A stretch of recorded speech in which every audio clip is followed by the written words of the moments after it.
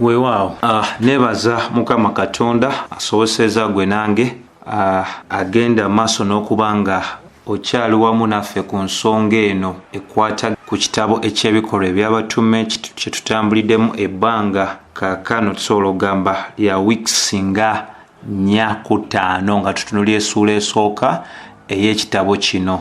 So njagala okubeera nga nate nebaza gwena atutte eddaala eri okugendera ddala maaso n'okuba nga weekuumira mu ebyo ebyawandiikibwa, era nga ku mulundi guno njagala tubeere nga tutunuulira nate ku ssuula endala gye tusobola okugamba nti ssuula ya 2, era essuula eno erimu ebintu bingi olunaku olwaliro by'oyinza okuba nga osobola okuba nga naawe oyogerako tibirabikira nnyo mu kanisa olunaku olwaleero.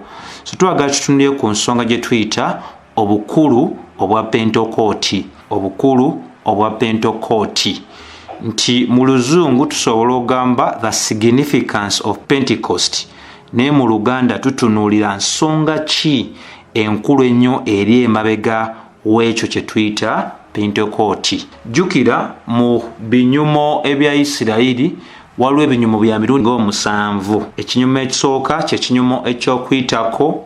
Tumanyidde ddala nti ekinyumo ekyo kyalina okubeera nga kijjaganyizibwanga nga Isirayiri yegenda mu maaso n'okwejjukanya ensonga ey'okubeera nga bagenda maaso n'okuggyibwa mu busibe. Ekinyumo ekyokubiri kye tusobola okugamba eky'amakungula agasooka, first fruit, nti ekyo nakyo kirina kye kyali kisongako nti byonna ebirime ebyasookanga okuva mu ttaka byonna byali bya Katonda oba bya mwana gwa mbuzi oba gwa nnyana.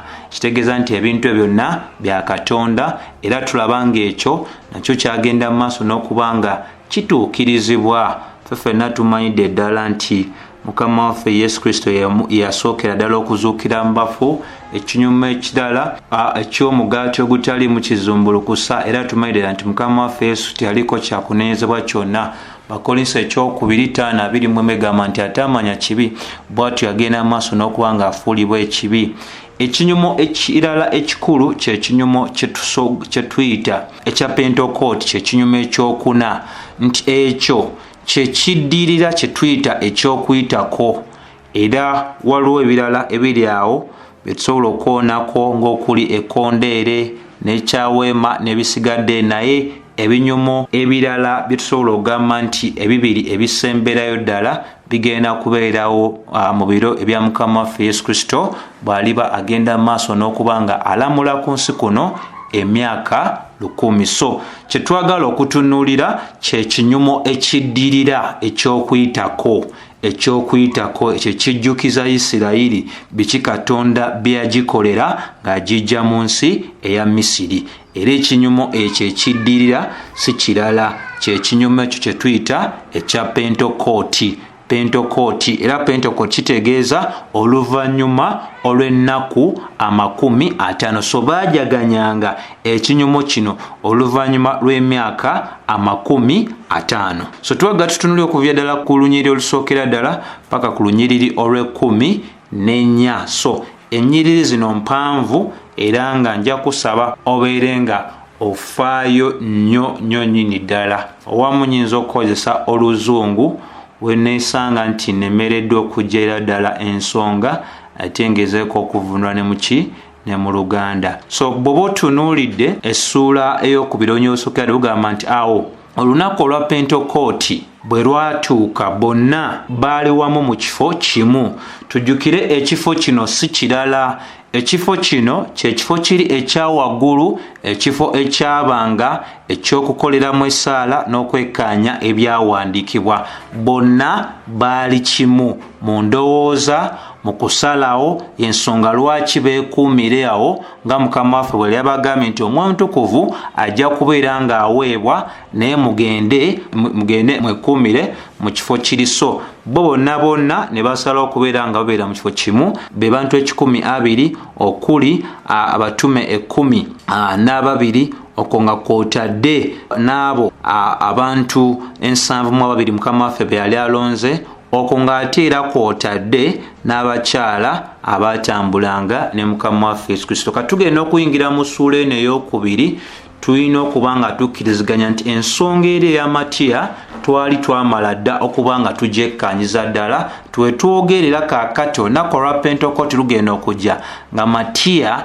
yagenda dda maaso n'okubeera nga aweebwa omugabo ogwali ogwa Yuda. So Omwoyo Omutukuvu agenda okufukibwa, ekkanisa egenda okuzaalibwa nga Matiya yafuna dda ekifo mu batume. Kyetuva tugamba era ne mu nsomesa endala nti bwe tutunula omusajja ali gwe tuyita Yuda teyali mutume mujjuvu ddala owa Mukama waffe Yesu Kristo. Lwaki? Kubanga ate mu ntandikwa ey'ekkanisa nga batumibwa ddala ate yali tali okuba nga lyamala dda okweteekamu omugwaso. Omujjuvu ennyo ye Matiya wamu ne banneebe abaaliwo ku kiseera ekyo ekituufu Omwoyo Omutukuvu ng'agenda maaso n'okuweebwa. Olwokubiri lugamba amangu ago okuwuuma ne kuba mu ggulu ng'empewo ewuuma n'amaanyi nejjuza ennyumba yonna mwe baali batudde. Kati wano wakulu wa kutegeera nti Bayibuli eraga eddoboozi amangu ago okuwuuma ne kuba mu ggulu. Mu ngeri emu oba endala okuwuuma kuno kwali kuva mu ggulu ne kujja ng'empewo ey'amaanyi. So ekyajjuza ennyumba mwe baali batudde teyali mpewo wabula okuwuuma okwava mu ggulu kwe kwagenda maaso okujja mu ngeri yaki ey'empewo ey'amaanyi. Era tujjukire ddala bulungi nnyo Bayibuli esonga ku mpewo mu ngeri emu oba endala bwe tuna Yokaana ekisooka Mukama waffe Yesu Kristo ayogera ku Mwoyo Omutukuvu okubeera nga engeri ze ziringa ng'ez'empewo, nti omuntu osobola okuwulira okuwuuma okw'empewo naye tosobola kumanya empewo yennyini eviira wa nnyini ddala. Ekitegeeza nti Omwoyo Omutukuvu yali amaze okubeera nga aweebwa naye okujja kwe kwajjira mu mbeera ey'okuwuuma okwalinganga empewo. Omwoyo Omutukuvu ye nga ye bwe yali ajja Bayibuli eraga nti no embeera eno ey'okuwuuma okw'amaanyi yali yakubeera nga bano bonna abaali munda be baali basobola okuba nga bategeera ddala ekyali kigenda mu maaso, wabula abaali eri mu kibuga tebaategeera kyali kigenda mu maaso kubanga eraze nti nejjuza ennyumba yonna mwe baali batudde. So kino kyatuuka kwabo bokka 120 abaali mu nnyumba oba mu kifo kiri ekyowaggulu. Ako kakulu nnyo kakubanga tukola tutya tutegeera. Era bw'oba otunuulidde olwokusatu lunyweza nga lulaga nti ne kulabika ku bo ennimi ez'omuliro nga zaawuddwamu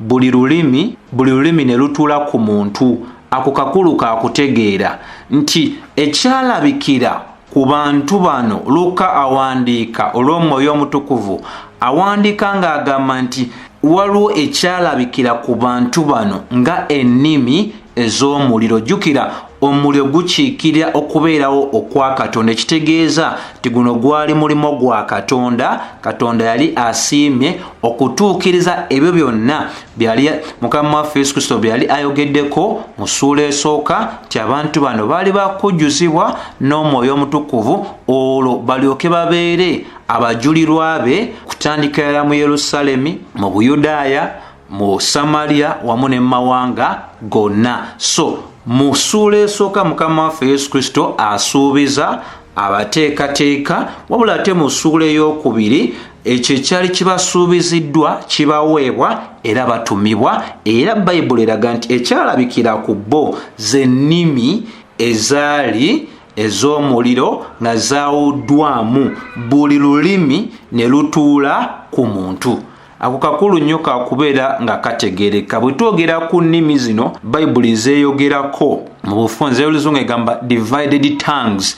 Kye tulina okuba nga tutegeera nti tezaatuula ku buli muntu wabula zaatuula ku abo bokka abaali mu kifo kiri ekyowaggulu. Era ennimi zino zaali zasigala ku bo paka nga ekkanisa emaze okusimbibwa ddala bulungi. Era abantu bano betusobola okugamba abakulu mu bano bonna abaali batudde betuyita abatume. Katonda waffe be yali alonze nga Befeso 2:2 bweraga ti ekkanisa yalina okuzimbibwa ku musingi ogw'abatume. So ekikulu wano ekyokutega nti bayibuli ekigambo kyekozesa ekyennimi waneeno kyekigambo kyekimu kyekozesa ekyennimi mu Bakolinso ekisooka mu ssuula ey'okumi-n'ettaano, kubanga tuyina leero abantu ab'enjawulo abeewayiriza nga bwe boogera mu nnimi ze zimu ezaabo abayitibwa abatume mu ntandikwa y'ekkanisa. Lwaki tunyweza ensonga eno ntino ennimi zino ezoogerwako wano kyekigambo kyekimu ekisobola otegeeza ekitundu eky'omubiri nga kye ndi okozesa ssaawa zino ekyokubeera nga njogera kye tuyita olulimi. Ate era ekigambo kyekimu olulimi kitegeeza olulimi olwannamaddala olutegeerekeka ddala. So waliwo obuzibu wano. Obuzibu tebuva mu byawandiikwa wabula buva mu ntegeera y'abantu. Abantu abasinga bwe boogera ku kintu kino eky'ennimi bo balowooza nti ennimi ezoogerwako waneeno mu Bikolwa b'Abatume za njawulo n'ennimi eziri mu kitabo eky'Abakolinso.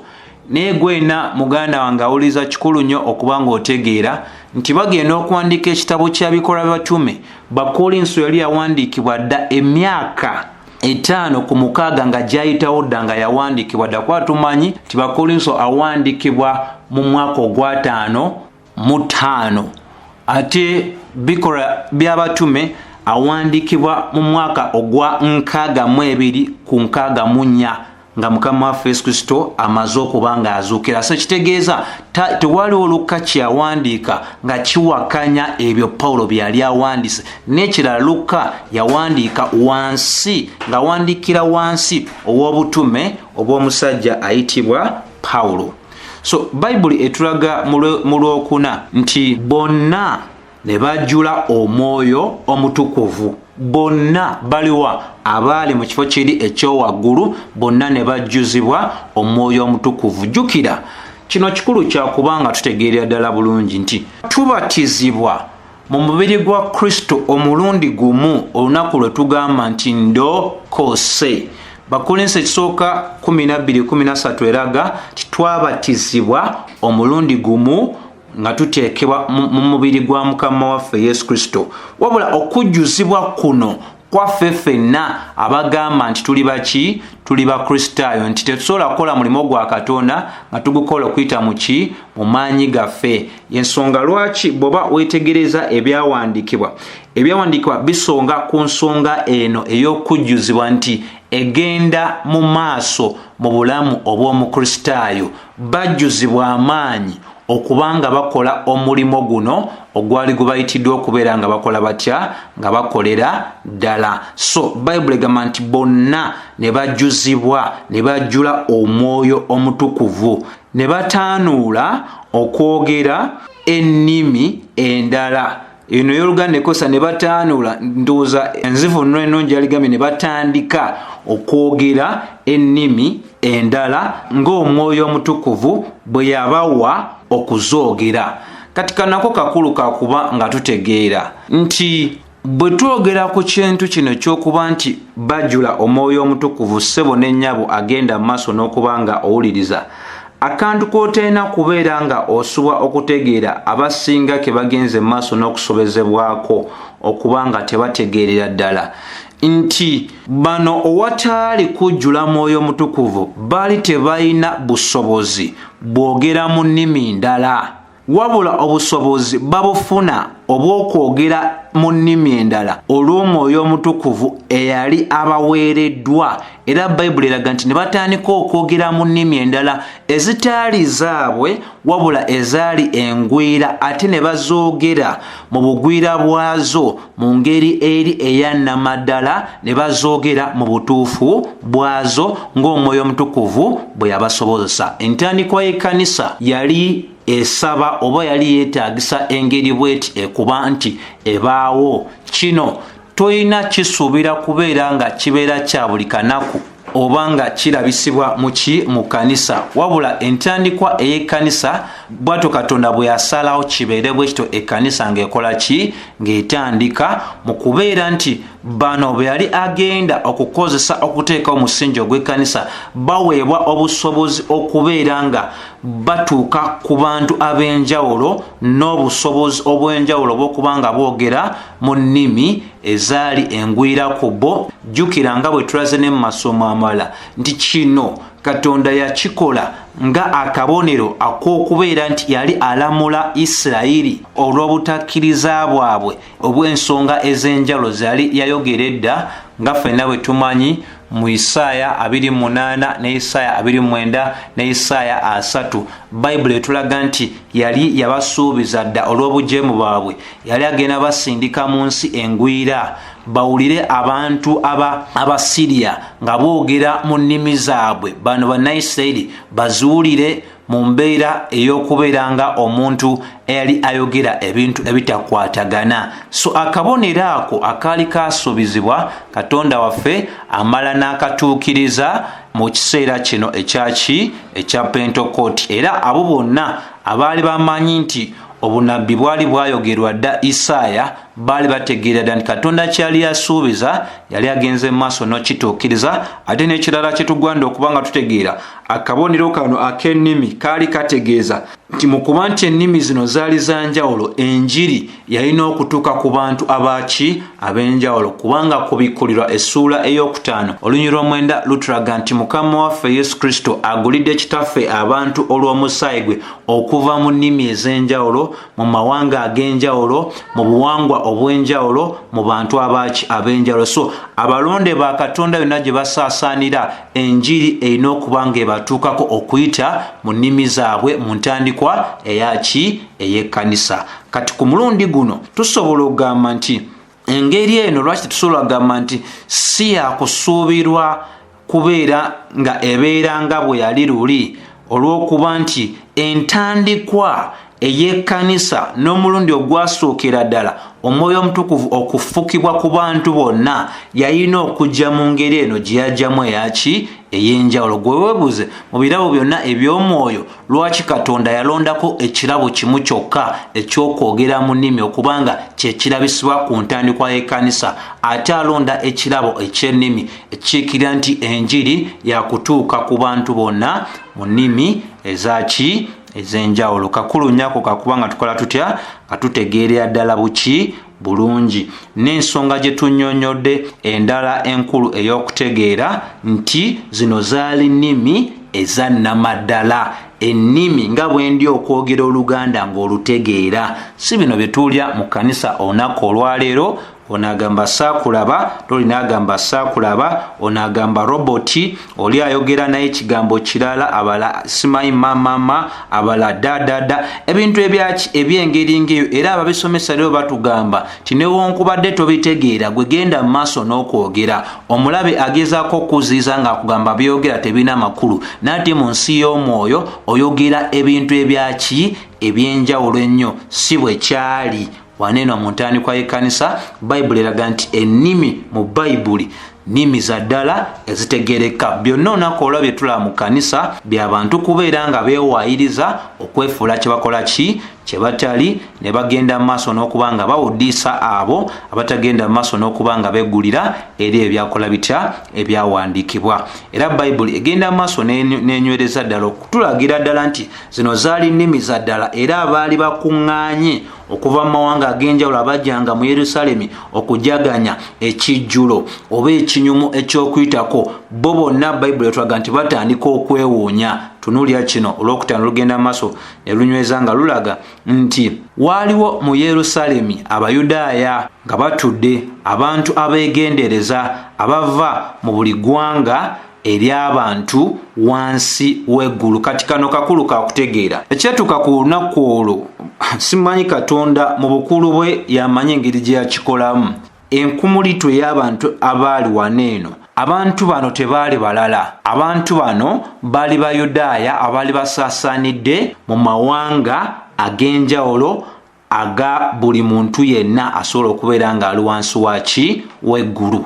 Nti Abayudaaya bano bonna gye baava tusobola okugamba nti omukono gwa Katonda gwali mu kintu kino okubeera nga bonna bakuŋŋaanyizibwa mu kifo kino nga mwalimu n'abantu abeegendereza. Bwe twogera ku bantu abeegendereza be bantu abaali bamaze okweteesa mu mitima gyabwe obutanyiiza Katonda nga baagala okutuukiriza ebyo Katonda bye yali abagambye okubeera nga bakola okusinziira ku mateeka aga Musa. Era Bayibuli ey'Oluzungu ebayita devout men, ey'Oluganda ebayita abantu abeegendereza, abasajja abava mu buli ggwanga ery'enjawulo wansi w'eggulu. Kati tegeera, Abayudaaya bajjuziddwa Omwoyo Omutukuvu, abajjuziddwa ne baweebwa amaanyi gano Bayudaaya.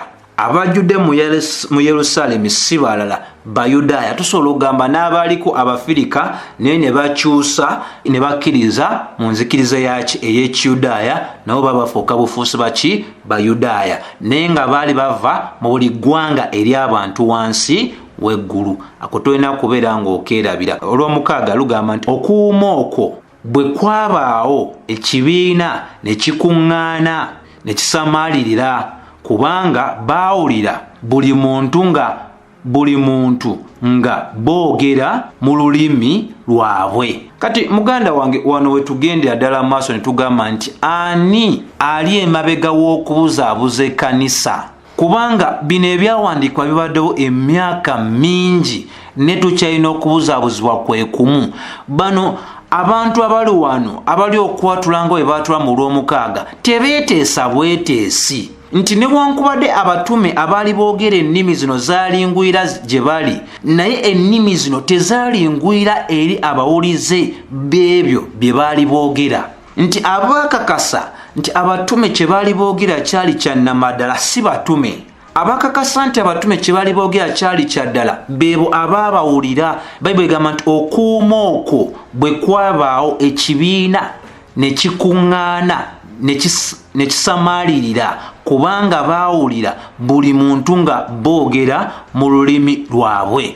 Abantu bano abaava mu mawanga ag'enjawulo, buli muntu yenna yasobola okuba nga awulira abantu bano nga boogera mu nnimi zaabwe. Kyetuva tugamba nti guno omukono gwali gwa Katonda mwene eyeekolera ensonga ye okubeera nga aggusa ekyo kyonna kyali ayagala okuba nga atuukiriza. Kyetuvudde tugamba ani ali emabega w'okubuzaabuza ekkanisa, nti kye tumaze okutegeera ano n'abaali abagenyi mu kibuga tebaagamba nti ebyogerebwa bano tebitegeerekeka, wabula baabawulira. Bayibuli egamba nti baawulira buli muntu nga boogera mu lulimi lwabwe. Kati era bwe tuwulira ngu abantu boogera ebintu ebitakwatagana nga bagamba nti lulimi lwa ssaala, lulimi lwange lwa mwoyo lwa ssaala, Bayibuli terina weeyogera ku nsonga ey'engeri ng'eyo. Bayibuli eraga nti olulimi olwa ddala olwaweebwa abantu bano, ennimi ezaaweebwa abantu bano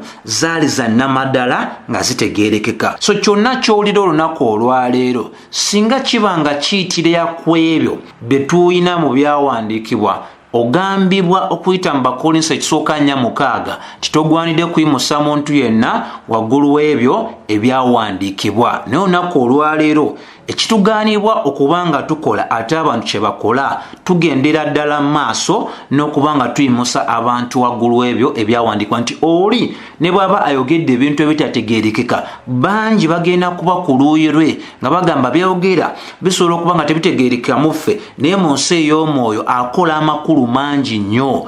Kati jjukira ebirabo bino tebyaweebwa kubeera nga kigasa oyo akiweereddwa, kyaweebwa okujulira Kristo Yesu, kyaweebwa okuzimba omulimu gwa Kristo. Ky'olina ffe abakuliraanyo tuba nga tetukitegeera kiba tekitugasa ate tekiba kya bwakatonda. Era mu Bakolinso ekisooka 14 Pawulo yagamba obeera nga tewali omuvunuzi sirika. Bw'agamba osirika tategeeza muno ekyo akisemba oba akkiriza kikolebwe. Bw'agamba osirika akinyoomye, agamba tekirina makulu. Sirika, tolina makulu g'okola. Kati leero abagwanidde okusirika ate be balina abagobereza enfanfa. Kati obwangu bwe buli mu kanisa, abasinga mu kuba nti tebagondedde ebyawandiikibwa, bwe balaba omuntu akola ebyo nabo bye bayinza okuba nga beggulira dda ng'ate ayina abagobereza enfanfa, bo batunulira bungi bw'abantu okubeera nga bwe bulina okukakasa nti oba ekintu oyo omuntu kyakola kituufu oba si kituufu. Bw'obeera n'abantu nga bangi kyokola ne bwe kibeera nga kikyamu, ekkanisa mu biro bye tulimu etasomeseddwa etwala obungi bw'abantu okuba nti y'ensonga enkulu okusinga ebyo ebyawandiikibwa. Naye abasajja bano batusoomooza, baali tebamanyi batume bano, tebeeteesa na bokka okugamba nti twogere bwe tuti, wabula Luka awandiika ebintu nga bwe byaliwo ng'alaga nti okuwuuma okwo bwe kwabaawo ekibiina ne kikuŋŋaana ne kisamaalirira kubanga baawulira buli muntu nga boogera mu lulimi lwabwe. Ennimi mu Bayibuli lubeera lulimi lwa namaddala olutegeerekeka. Gwe yenna awuliriza oyinza okuba ogamba nti njogera mu nnimi n'ekirabo ekyokwogera mu nnimi. Kyenyaga okugamba nti no ennimi zo zoyinza okuba ng'oyogera tezigasa kubanga si za Mwoyo Mutukuvu. Entandikwa y'ekkanisa yatandika bw'eti olw'ensonga Katonda ze yali ateeseteese okubeera nga kano kaali kabonero eri Abayudaaya abo abatakkiriza, tekaali kabonero eri abakkiriza. Bw'osoma Makolesio ekisooka essula 14 olwabiri paka 22 lukulaga nti okwogera kuno okw'ennimi tekaali kabonero eri abakkiriza wabula kaali kabonero eri abatakkiriza. Kati gwe bw'ogamba nti ogera mu nnimi akabonero ko kagasaani? Kubanga mu biro bye tulimu kkiriza oba gaana, Katonda waffe ataddewo engeri ez'enjawulo. Waliwo abantu abayize ennimi nga batuvuunulira obubaka. Waliwo abantu Katonda bawadde ekkatala ery'okubeera nga bavunula Bayibuli mu nnimi ez'enjawulo. So kati kino ekyalo mu ntandikwa y'ekkanisa tekyetaagisibwa. Ekyo si kyogera nga ngamba nti nteeka ekkomo ku Katonda nti Katonda tasobola kukola kyayagala. Kyensobola okugamba nti Katonda mwamaanyi asobola okukola ekyo kyonna kyaba yasaze okukola ekiba nga kiri mu kwagala kwe. Naye tujjukire Katonda waffe ye mwene atuwadde bye tulina okuba nga tutegeera kye kigambo kye. Entandikwa y'ekkanisa ffenna tumutegeere ti Bayibuli yonna yali tejjudde, twalinako endagaano enkadde n'ate endagaano empya litenabakola ki kuwandiikibwa. Kyobola n'abasajja be tuyita Ababereniya abaakema Pawulo bye yali ayogera okutegeera oba byali bituufu oba bikyamu, tebaamukebera oba tebaakema byayogera nga beeyambisa endagaano empya ola beeyambisa endagaano enkadde, kubanga mu biro ebyekkanisa emberebere ng'etandika tewali okuwandika kwa ndagaano mpya. Byonna ebitabo byali tebiriiwo, so beeyambisanga eby'endagaano enkadde. Kansubire awo tutegedde bulungi nti ennimi zino zalina ekigendererwa kyazo, era ennimi zino bwe zaatuukiriza ekigendererwa kyazo, ennimi zino zalina okubeera nga zigenda mu maaso n'okubuzibwawo n'okuba nga tesikyakola kitezikyabeerawo. Kano oba ennimi sikyali kitundu ku kabonero oba ku bubonero obwabo abaali balondebwa Mukama waffe Yesu Kristo okubeera nga bateeka omusingi ogw'ekkanisa ye. So wetwogerera kaakati tulina Bayibuli enzijuvu, tulina ebitabo 39 eby'endagaano enkadde n'ebitabo 27 eby'endagaano empya. So kyonna kye twetaaga okumanya Mukama asiime n'abeera nga akituwadde mu ndagaano zonna ez'emirundi ebiri. So singa olabanga ebyo tulina mu bitabo 66 tebimala, muganda wange mwanyinaze ojja kubeera ng'okola ki? Ng'olimbibwa. Olw'omusanvu lugamba nti ne bawuniikirira bonna ne beewuunya nga boogera nti laba bano aboogera si Bagaliraaya? Lwaki bagenda maaso n'okuwuniikirira? Bagenda maaso n'okuwuniikirira oba beewuunya olw'okubeera nti kino kyali kisufu. Abantu aboogerwako kuba nti Bagaliraaya, ebyafaayo biraga nti Abagaliraaya be bamu ku bantu mu Isirayiri abatalina kwegomba kwa nnimi z'abantu balala. Nga bw'oyinza okuba ng'olina eggwanga ly'omanyi nga likkiririza nnyo mu lulimi lwabwe. Era tulina abantu Abaganda beeraba nga bakitiibwa nnyo, olulimi lwabwe Oluganda balaba nga lwakitiibwa nnyo nti abantu ab'ennimi endala bayiga Oluganda, naye Baganda batono nnyo ate abayiga ennimi ez'abantu abalala. So n'Abagaliraaya bwe batyo bwe baali, olulimi lwabwe lwe baali bamanyi lwali lw'amaanyi nga bo tebafaayo ku nnimi z'abalala. Kati bano aboogera bwe bati nga bagenda maaso nga bano aboogera sibagalira beewuunya kuba bamanyi si kikula kyabagalirayo okubeera nga boogera ennimi z'abantu abalala beegomba ennimi z'abantu abalala so baali mu mbeera ya kwewuunya ekitegeeza ddala nti guno gwali mukono gwa Katonda kino kyali kyamagero omuntu okwogera ddala olulimi olugwira olutali lulwe mu butuufu bwalwo mu ngeri etuukiridde ddala n'atalusobyamu n'abeera nga lwe yazaalibwamu yembeera eviirako abantu bano okwewuunya ate banezinenyirizi tumale olw'omukaaga n'olw'omusanvu lulaze ennimi zaali zitegeerekeka akavuyo konna Pawulo kaagana mu Bakolinsi sula 14 ate kanisa ke yeegulidde nti bye batugaana okukola ate bye tukola buli muntu alwana ayogereko mu nnimi ennimi ze bagamba nti boogera teziina amakulu gonna abasinga bagamba nti z'abamalayika ne beerabira nti okwogera kwa Pawulo nti okwogera kwa Pawulo okwamuviiraka okwogera nga bw'atyo bwe yali ayogedde nti yali agenda maaso n'okuwuliriza obukulu obw'okwagala kigasa kyo omuntu ogamba nti olina okwagala nga kigasa kyo omuntu ogamba nti osobola okukola kino osobola okukola nekirine nga tolina kwagala Pawulo n'alyoka agenda maaso n'okujubisa n'agamba ne bwe mba njogera mu nnimi ez'abamalayika nga sina kwagala sigasa tagamba nowali ennimi ez'abamalayika fena tumanyi mu byafa bya Bayibuli tewali malayika yenna kwata kuva ku lubereberye okkirire ojeno paka mu ndagaano yaffe empya olabe wonna wonna malayika wonna we yalabikira tutwale kale ekyokulabirako ekyangu lubereberye 18 malayika balabika eri Ibulayimu bayogera nnimi ki bayogera mu nnimi bakola batya Bayibuli toga nti boogera olulimi Ibulayimu yali ategeera ddala malayika alabika eri Mariyamu bw'alabika eri Mariyamu tayogera lulimi Mariyamu lwatategeera no katono olulimi lw'abamalayika bonna bamalayika abaasindikibwa oba abaatumibwa bayogeranga ddala ennimi ez'abo abantu be baali batumiddwamu kebeera Bayibuli yo ogyekanyize ddala bulungi tewali wonna malayika waatumibwa abo be baali bamugambye okuba nti agenda otwala obubaka ne batandika okugamba byogera tetubitegeera bayogerera ddala nga mu nnimi ez'abo abantu so leero kyetuwulira kiragira ddala nti waliwo okutabulwatabulwa era waliwo abagenda maaso n'okuseesaamu bwe kibeera kyoto waliwo abali okwongeramu enku nga obutamanya buno oba okutabulwatabulwa kweyongereyo ddala mu maaso ng'era guba tokola bintu biri mu mbeera ya kutabulwatabulwa bagamba n'ogamba oyinza okuba olinako ekikola ki ekikutawaanya olw'omunaana egenda mu maaso n'enyweza n'eraga nti era kiki ffe buli muntu okuwulya olulimi lwewaffe gye twazaalibwa ako nako kawulire wano nemerawo lwaki nemerawo ntya nti obukakafu nti abatume tebeeyogeza bweyogezi abantu abaava mu nsi engwira nga Bayudaaya bali basaasaanira eyo nga bayiga ennimi z'eyo Bayibuli etulaga oba baazaalibwe mu bugwira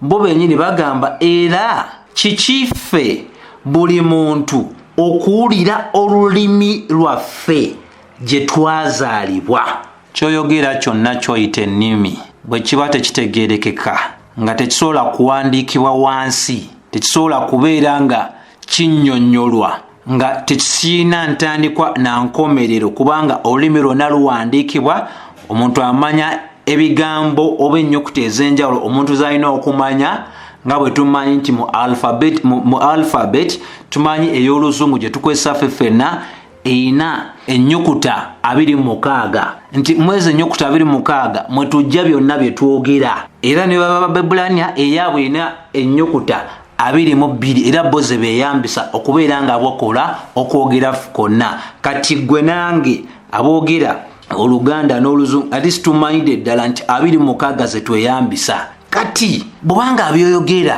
tebinnyonnyorekeka tebitegeerekeka togasa tolijjulira toli kuzimba mubiri bano bayogera mu nnimi ezaali zibaweereddwa era obubaka Katonda bwe yali agadde bayiseewo babuyisaawo era bwatuuka kw'abo abantu abatuufu tebateekeddwa mu miguwa kwogera bye boogera boogera okusinziira ku ekyo kye baali bamatiziddwamu kyava agenda mu maaso n'agamba bonna ne bawuniikirira ne beewuunya nga boogera nti bano aboogera si Bagaliraaya era kikiffe buli muntu okuwulira olulimi lwaffe gye twazaalibwa. Kawulidde bulungi ako ekyetaago kyaliwo era bwe kaba kabonero eri abo baali tebakkiriza Abayudaaya.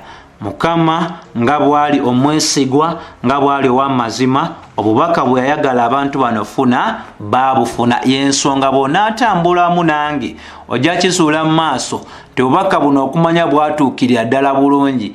Peetero agenda ogaziya bino byonna byonna yagenda okumaliza ng'enkumi 3 ziwanise emikono zibuuza tukole tutya okuba nga tulokoka. Ekitegeeza bwe liba jjinja nga lyakasukibwa ku muti ogwojjudde emiyembe emingi lyakwasa emiyembe mingi nti kino ekyagenda otuukawo kyatuukirizibwa oba ekigendererwa kyakyo kyafunibwa ddala buki bulungi. So ku lw'obudde katutunulye olw'omwenda lunyweza nga lulaga nti olw'omwenda ne lugamba nti Abapaazi, Abamiidi, Abameriti n'abaali mu Mesopotamia, mu Buyudaaya, mu Kapadokiya, mu Ponto ne mu Asiya olw'ekumi, ne mu Fulugiya ne mu Panufuliya ne mu Misiri ne mu nsi eza Libuwa kye tumanyi nga Libya leero mu luzungu, eziriraanye Kuleeni n'Abaluumi n'abagenyi Abayudaaya olw'ekumi n'emu. Bayibuli etulaga nti n'Abakuleeti n'Abawalabu tubawulira nga bonna boogera mu nnimi zaffe eby'ekitalo ebya Katonda. Wuliraako nti ennimi zino zonna wamu waliwo okuwakana okusobola okubeera nga kuli wano, naye ennimi zonna waneene zaakiikiribwa ziri wakati w'ennimi 14 ku nnimi 16 kubanga ennimi 14 ku 16 zikiikirira amawanga ag'enjawulo. Mu biro ebyo zikiikirira amawanga ag'enjawulo. Era kye tugenda mu maaso n'okuba nga tulaba nti bwe baayogera tebaayogera bwogezi saakulaba, naye Bayibuli eraga ti waliwo amakulu agaali emabega w'ennimi zino. Y'ensonga lwaki Abakuleeti n'Abawalabu ne baali bonna be tulabe mu lunyiriri olw'omwenda n'olw'ekumi bonna bamaliza nga bagamba nti tuwulira bano nga boogera mu nnimi zaffe eby'ekitalo ebya Katonda. So kitegeeza nti teri kirabo kya Katonda kyonna kyagaba nga tekiina kigendererwa kyakyo kituufu. Bwe bw'ogamba nti oyogera bwogezi mu nnimi tonna w'oyagalira oyogera kigendererwa ki? Teri Katonda kyatuwa nga kyakweraga bwerazi nga leero bwe tulaba nti omubuulizi asobola okuba liiri waggulu katuuti ayogera, omulala n'asituka n'ayogera kyayagadde mu kye bayita ennimi zaabwe, n'omulala n'asituka n'ayogera mu ekyo kye bayita ennimi zaabwe, n'omubuulizi naye bisobola omusukkulumako naye n'agambamu n'ayogedde mu nnimi. Ebyo tebiina kigendererwa. Kino tolina bw'olaba nti akaseera kano bwe kaggwa abatume bagenda mu maaso n'okubeera nga boogera kino batandika okuba nga boogera ddala ne mu nnimi zaabwe zennyini kubanga kino ekiseera kino obukulu buno bwa Pentekoote bwalina ekigendererwa ekkanisa ezaalibwa, naye enjiri enakutandika n'abo bennyini Bayudaaya, etandika n'Abayudaaya era ekyali waneeno mu Buyudaaya tukiraba nga mu ssuula ey'omunaana ne mu Samaliya kibeerawo okubeera nga Filipo bw'agenda mu Samaliya abuulira enjiri, era abatume be balina okukakasiza ddala nti Katonda omulimu guno agulimu, era basindika Yokaana ne Peetero. Tekyakomawo, kituuka ne muki mu bannaggwanga ddala mu nnyumba eya Koloneriyo. Tujjukira mu ssuula ey'ekumi nti era Peetero bwe yagendayo newankubadde yatumwa okugendayo nayebeera nga yali mu kwakana okw'amaanyi, bwe yagenda mu maaso n'agonda oluvannyuma lw'ebintu ebyenjawulo Katonda byamulaga, era ekyali ku Pentekoote kyaddamu ne kibeerawo ne mu nnyumba eya Koloneriyo. Ekitegeereza ddala ti Katonda yali amaze okubanga atuukiriza omulimo gwe ogw'okulaga nti yali aguddewo enjiri eno kutuuka ku bantu bonna awatali kusosola, Abayudaaya, Abasamaliya wamu ne bannagwanga. So bino byabeera okubeera nti si byakuddibwamu. Kino kikulaga bulazi nti oluggi lwaggulwawo. Kati waliwo abaagala Pentekoote okubanga buli seera ebeerawo, wabeerewo okufukibwa, wabeerewo okufukibwa, abantu boogere mu nnimi, tulabe ku nnimi ez'omuliro. Waliwo abaliyo bisaba mu biro bino, naye bino byaliwo okutulaga ekkanisa oba ebyaliwo mu kuzaalibwa okw'ekkanisa nga si byakuddibwamu. Mu lulimi olwa bulijjo omuntu bw'alwala ogenda mu ddwaliro n'okola ki? N'ojjanjabwa. Era omundi omulala bw'olwala ogenda mu ddwaliro n'okola ki? N'ojjanjabwa. Ekya Pentekoote si bwe kityo bwe kiri, kyatuukawo ne kikola kitya? Ne kimala. Era tutegeera ddala nti enjiri ebadde ebuulirwa okuviira ddala mu biro ebyo paka ne kaakati ekola ki? Ebuulibwa. Olw'e12 bonna ne beewuunya ne babuusabuusa ne bagamba nti amakulu ga kino kyeki. So kati wano olwo embeera ey'okubeera nga tutegeera nti bali kusaba kunnyonnyolwa obusobozi buno.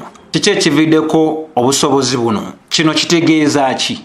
Bagaliraaya tebeegomba nnimi ndala, ffenna tubawulira mu nnimi zaffe okuva gye tuzaalibwa, bali kwogera ebyo eby'obwakatonda eby'ekitiibwa. Kino kitegeeza ki? Bali kusaba okunnyonnyolwa. Sikulisa eyo Olw'e13 lugamba naye abalala ne basekerera ne bagamba nti batamidde omwenge omusu, nti waliwo abeebuuza okumanya, naye ate mu masekati g'abo abeebuuza okumanya waliwo n'abasekerezi. Abasekerezi ne bagamba bano batamiivu, batamidde omwenge omusu. Babito bibadde ebbanga lyonna ssebo n'ennya abawuliriza ekkanisa eyisemu ebyo emirembe gyonna.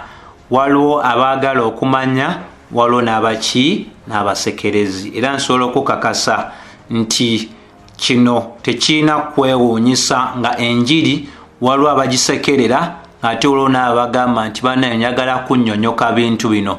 Bwe kityo bwe kibadde ebbanga lyonna. So singa ofuna abantu abamu nga tebabitegeera, tolowooza nti kyoyogera kye kikyamu, naye kyona otegeera nti abantu bwe tutyo bwe tuli. Tebiyinza okuba nga bikola amakulu eri abalala, biyinza obutakola makulu eri abaki? Abalala.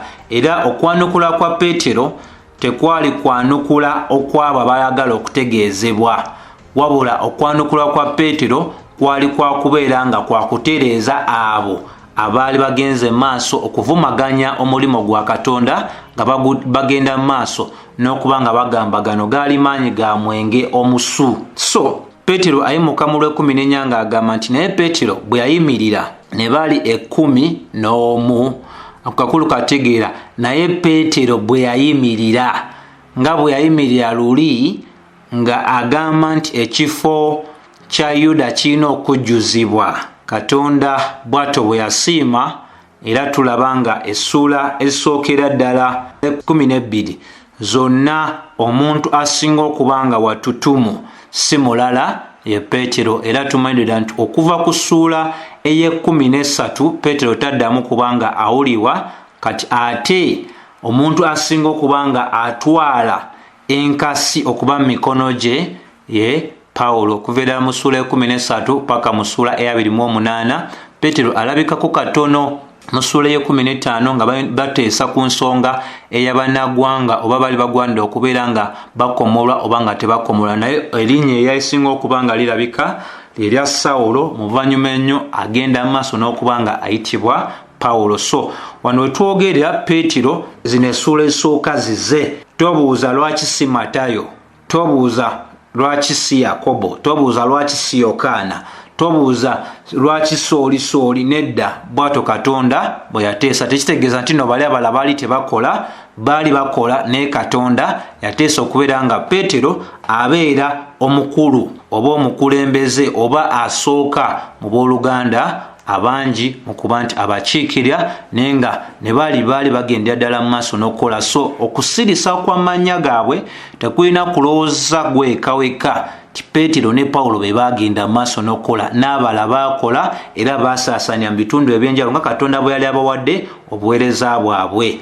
ekyo kikulu nnyo kyakubanga kikola kitya nga kitegereka. N'akalala akakulu ak'okunyweza bayibuli etulaga nti naye Peetero bwe yayimirira ne bali 11 ne bali 11 tayimirira yekka ayimirira wamu ne bali 11 kitegeeza nti Peetero wadde erinnya lye liyisiddwamu kiba kitegeereza ddala nti Peetero yaweza ennamba ye12 kitegeereza ddala nti Matiya yali yamala dde okuba nga ajjuza ekifo ekyali ekikalu ensonga lwaki bagamba nti naye Peetero bwe yayimirira ne bali 11 ekitegeeza nti no ebbanga eryaliwo lyali limaze okujjuzibwa nga bw'okwata Peetero ne 11 bali abalala baweza abatume 12 nga bwe tunala muki mu maaso eyo ne masomo ag'enjala. Bayibuli etulaga nti nayogerera waggulu n'abagamba nti abasajja Abayudaaya n'abatuula mu Yerusaalemi mwenna mutegeere kino, mutegeere amatu ebigambo byange. So 15 kubanga bano tebatamidde nga mmwe bwe mulowooza, kubanga yessaawa ey'okusatu ey'emisana. Mufunze tusobola okugamba nti ssaawa zalinga 9 era tumanyidde nti ezo ssaawa zabanga za ssaala, era Abayudaaya bonna baali bakimanyi nti zino zaali ssaawa zaki za ssaala. So bwe zibanga zaali ssaawa za ssaala mu Buyudaaya tewaaliwo kintu kyonna kyali kigenda maaso n'okuba nga kitundibwa. Nga leero bwe bagenda maaso n'okwogera nti ku lunaku olwokutaano mu nsi eya Dubai n'ensi esinga ez'abasiraamu ababinywereza ddala ennyo, olunaku olwokutaano olwo lwa Juma bagamba nti amaduuka gonna gabeera maki magale. So eno ssaawa osobola okwebuuza nti ekyokulya oba ebitamiiza bano baali babigyeewa? So Pawulo awakanya abantu ab'engeri ng'eyo aboogera nga bwe baali. Peetero awakanya abantu abali boogera mu ngeri eyo okubagamba bassebo mumanyidde ddala. Lwaki yeesiba ku ssaawa? Kubanga ezo essaawa zaali zimanyikiddwa nti zaali za ssaala era tewabulawo okulya kwonna oba kutamiira. Abantu baali beggulirawo ddala eri ani? Eri Katonda. So mulundi ogujja Mukama anabakkiriza tujja kuba tutandikira wano okubanga tulabira ddala ate n'okunywereza ddala ennyiriri ezo ez'owansi okutegeera obunabbi obwo obw'omwami ayitibwa Yoweri ate bwe buyingiriramu wa lwaki Peetero abukoonako n'ensonga ng'eyo. Naye kanzikirize Katonda nga bw'ali omwesigwa tulina kye tutegeredde ku nsonga eno y'okutegeerera ddala ssebo n'ennya abawuliriza nti Katonda waffe bw'atyo bwe yasiima era ekkanisa yatandika mu maanyi ag'enjawulo nnyo. Abantu ne baweebwa obusobozi okwogera mu nnimi ze baali tebamanyidde ddala ate ne bazoogerera ddala bulungi, era nga nako nga bwe twalaze nti kaali kabonero ak'obulamuzi bwa Katonda olw'obujeemu obw'Abayudaaya kwaffe natumanyidde ddala 14:2-22 ey'Abakolinso ekisooka eragira ddala nti ennimi kabonero si eri abo abakkiriza wabula eri abo abatakkiriza. So akabonero ak'ennimi katuukiza dde ekigendererwa kyako, ensonga olunaku olwaleero akabonero ako tekaaliwo mu kkanisa. Bangi ababyesibako nti weekali naye tekaaliwo kubanga kaakano tulina endagaano empya n'endagaano enkadde. Ate Mukama akkiriza olw'okusaasira kwe ne tubeera n'enzivunwa kaakano eza Bayibuli ez'enjawulo mu lulimi Oluganda, mu Lusoga, ne mu nnimi endala zonna zetumanyiza mu mawanga ag'enjawulo. Katonda ekkatala lino aliwadde abantu ab'enjawulo era buli muntu kyenkana buli muntu kaakano asobola okubeera nga asobola okwesomera. Abatasobola kwesomera mu nnimi zaabwe nga tebannafuna nzivunula zaabwe tumanyidde ddala nti era tulina abantu abagenda mu maaso n'okuvunulira abo bonna bonna ayinza okuba nga tebasobola kuba nga beesomera mu nnimi zaabwe. So Mukama mwesigwa era omulimu gwe gugendera ddala mu ki mu maaso. So gwe n'abadde awuliriza ng'oyinza okuba nga olina engeri gy'oyinza okuba nga walimbibwa ku nsonga eno, kekadde tewakana na byawandiikibwa nawe tunula mu kkanisa olabe obuvuyo abantu bwe baleese bwe kiba nga kya Bwakatonda. Lwaki waliwo okutabulatabula leo kwetula mu kanisa onayogera kino n'onayogera kiri kyokka nga Bayibuli eragira ddala nti oyo yenna agamba nti afunye obubaka nga bwa mu nnimi agwanidde okubeera nga tayogera bwogezi anoonye wabeewo abasobola okuvunula oba yennyini agende mu maaso n'okola ki n'okuvunula. So Bayibuli byegaana abantu bye bagenda mu maaso n'okola ki. Oba olunaku olwaleero olya mwe mwenna mwenna abatudde awo nga musobola okwogera mu nnimi mwe mwenna mwogere mu nnimi ebyo Paulo abigaana era singa Paulo ali mu biro bino ndowooza yalibadde yattibwa dda.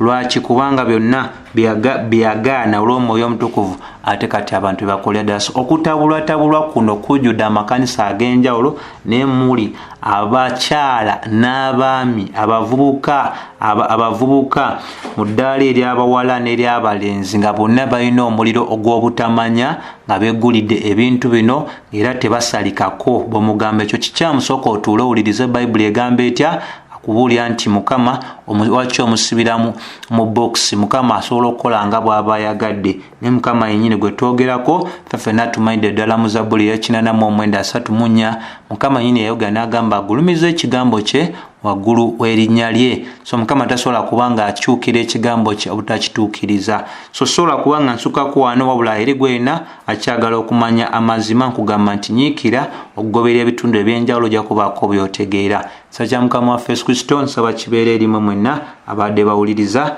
Amiina.